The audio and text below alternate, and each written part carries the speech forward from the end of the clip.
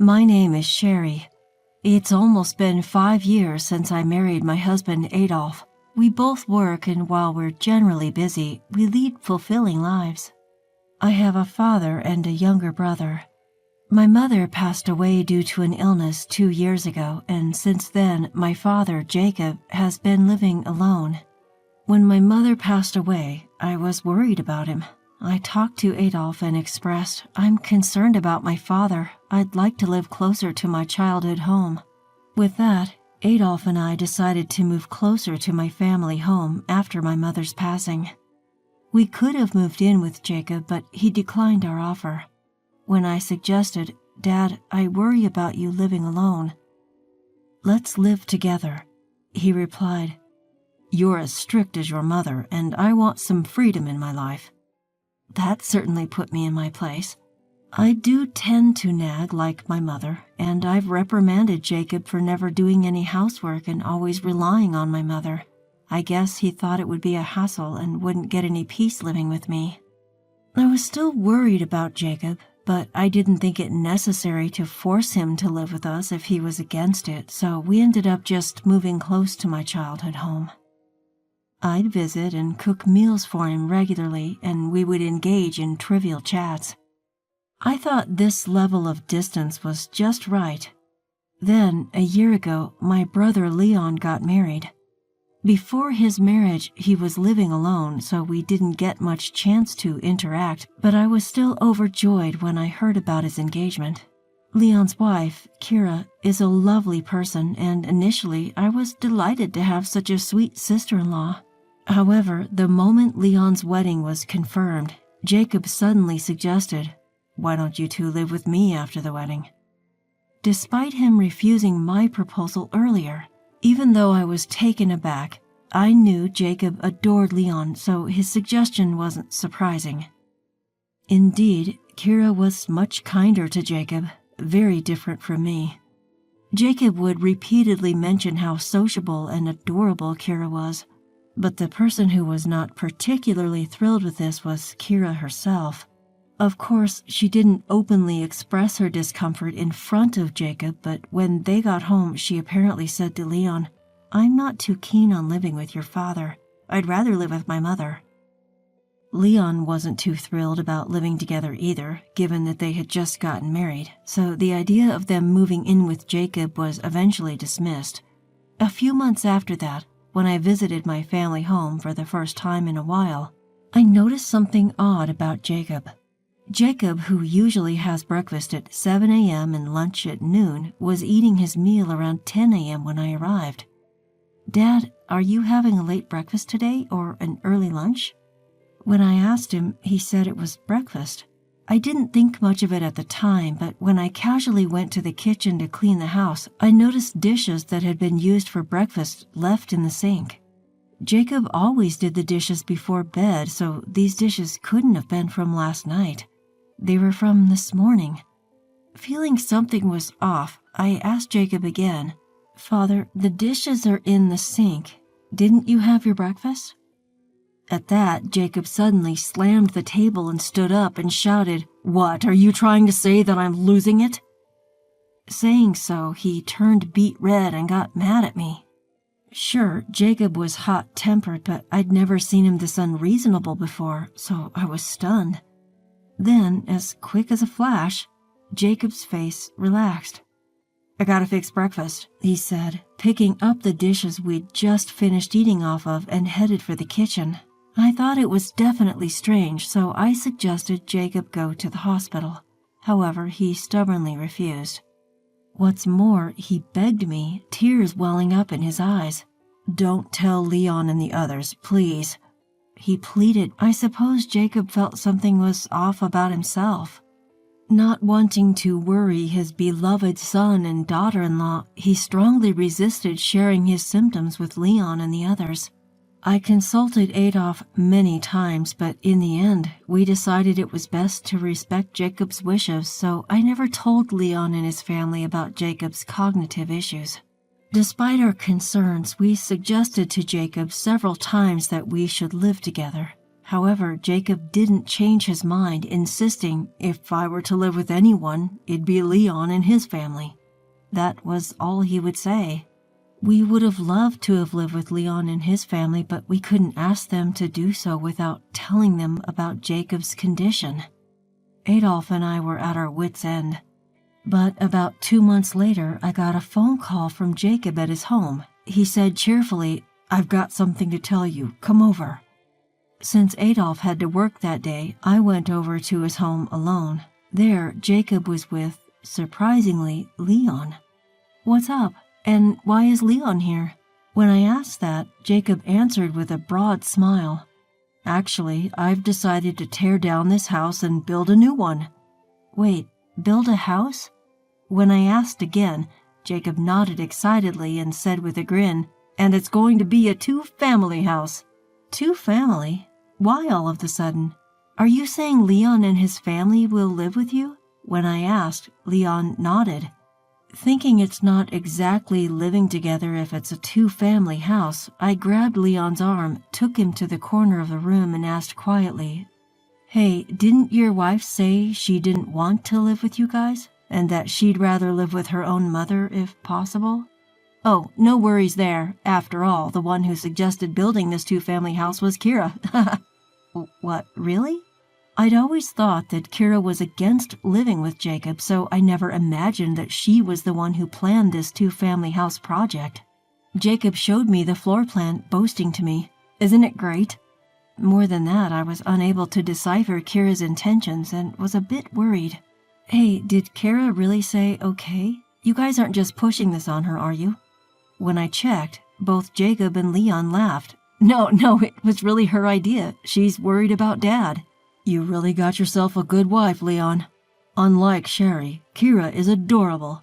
You're a lucky guy." Saying so, they laughed out loud. Both Jacob and Leon insisted. Kira suggested it. "Kira proposed we live together because she's worried about Dad." They were happy saying this, but I had a hunch. I just couldn't believe that Kira proposed this duplex idea purely out of goodwill. A few days later, I was called back to my family home to discuss the floor plans. Upon arriving, I found Kira was there too, and I decided to press her a bit. "Hey, Kira, are you really okay with this? Living together, I mean. You never seemed too keen on the idea." Upon hearing this, Kira smiled broadly and said, "Of course, I'm worried about my father-in-law, and as a daughter-in-law, I feel it's my duty to help as much as I can." She punctuated her statement with a power pose, arms flung out confidently. Watching her, Leon chimed in. "Sis, you worry too much. Or are you perhaps jealous of us moving into a brand new house?" Ha! His comment was somewhat jarring. "That's not it. I'm just concerned about potential arguments down the line." Upon hearing that, Jacob, trying to tease me, said, "Don't lie. You just want to live with us too, right?" "Sorry, but no way." Just show me the floor plans already. I'll look and leave," I sighed. While we were in the midst of this back and forth, Kira's phone rang. "I'm sorry, it's my mom. I'll take this outside," she said and left the room. Jacob and Leon showed me the floor plan, bragging about this room and that detail for what felt like an eternity. Yet something about the floor plan nagged at me. "Hey, what's this big room for? Was it there when you showed me last time?" When I asked that, Leon began to explain. "Oh, that? Kira requested that room," Leon began.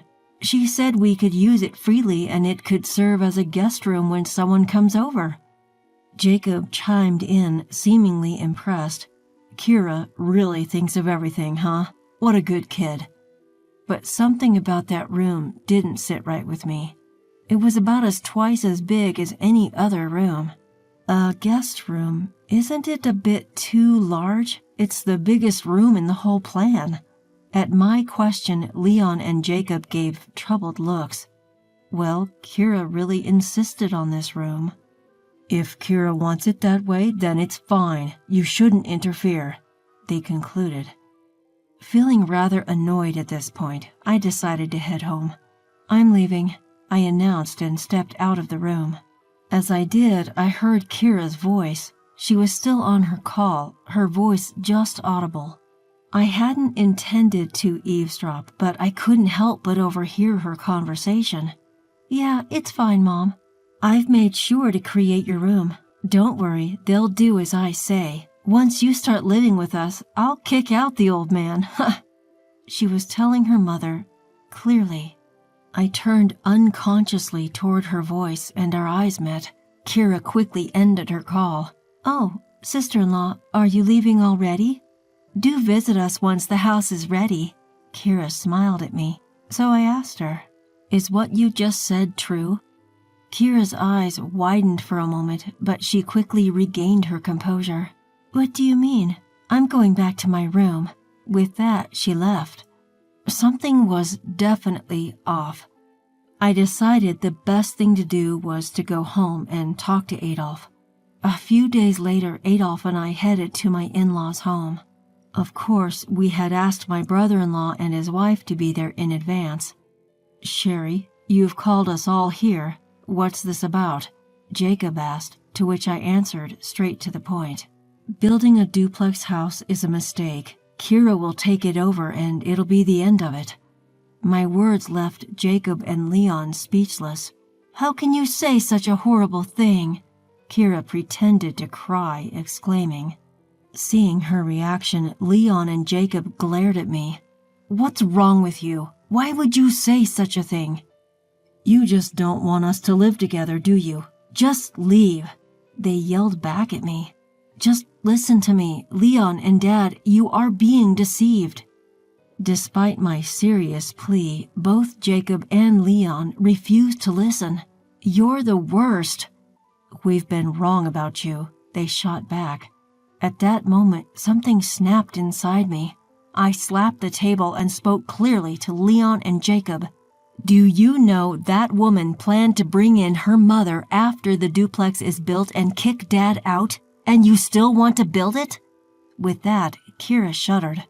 Leon and Jacob, taken aback by the truth, muttered, "No, it can't be true. Kira, you were worried about me and wanted to live together." They started mumbling. Kira, sensing trouble, quickly replied, "Of course, it's all for you, Father. My mom has nothing to do with it." She tried to dodge the situation, but I wasn't going to let that happen. I had no choice but to reveal the truth to her. "Okay, Kira, if you insist. But if you really want to build, buy the land of this house from me first." "What?" Kira was puzzled. "You see, the land where this family home is built was originally my mother's, and I got it in exchange for helping Leon, who was in a financial crisis at the time. I'm not going to let you use this land for your selfish purposes. If you really want to do it, I'll sell it to you at double the price. If you're really worried about Jacob and want to live together, you can afford that much, right?" With that, Kira fell silent. Jacob shouted, "Then I'll pay. Isn't that enough?" That's when Adolf, who had been silent all this time, finally spoke. "Dad, Leon, I hate to say this, but even if Sherry is hated by both of you, she's trying to protect you. If things go Kira's way and her mom moves in and Dad gets kicked out, Leon, can you take responsibility?" Adolf's calm and steady statement was strikingly credible, and both Jacob and Leon were stunned into silence. Seeing this, Kira, unable to stand it any longer, started to make a fuss. "Leon, you don't believe them, do you?" She started arguing. Kira directly addressed me. "Stop making absurd accusations. I'm not planning on letting my mom live here." So I asked Leon, "Leon, can I borrow your mobile phone? I've got this." "Huh?" "Just trust me. I'll call Kira's mom and see what's going on." Upon hearing that, Kira turned pale and yelled, "No, stop!" "Is there something you're worried about?" When I asked her, Kira glared at me and said, "Enough! There's no way I'd live with a bothersome father-in-law like you. I only thought of living together because you offered to pay for a nice duplex for Mom and me. Sorry for that." With that, she stormed out of the house. Leon hurriedly chased after her, leaving a stunned Jacob behind. Later, he said, "I guess I'm being punished for bad-mouthing you. my own daughter. Jacob, who made the comment with a smile, looked somewhat lonely. In the end, Leon followed Kira. Now he's renting a spacious condo and living with Kira and her mother. It seems Kira and her mother hold all the power. It's pitiful, especially considering he's my own brother. On the other hand, Jacob came to apologize to me. I'm sorry for all the selfish things I said. I owe you, Sherry. I then shared with Jacob what Adolf and I had been considering. Dad, why don't you live with us? We're thinking of buying our own home. At that, Jacob nodded with an apologetic look. Since then, he's been cooperative whenever I suggest going to the hospital. Although he was diagnosed with dementia, he takes his medicine without complaint. This has slowed the progression, and we're managing to live together. Jacob has been saying thank you to me more often since then. I think he feels guilty about refusing to live with me in the past, but to me, it doesn't matter anymore. He's my father, we're blood, and he means a lot to me. Adolf has also been supportive of Jacob, and I'm nothing but grateful. From now on, I plan to cherish each day in hopes of spending as much time as possible with Jacob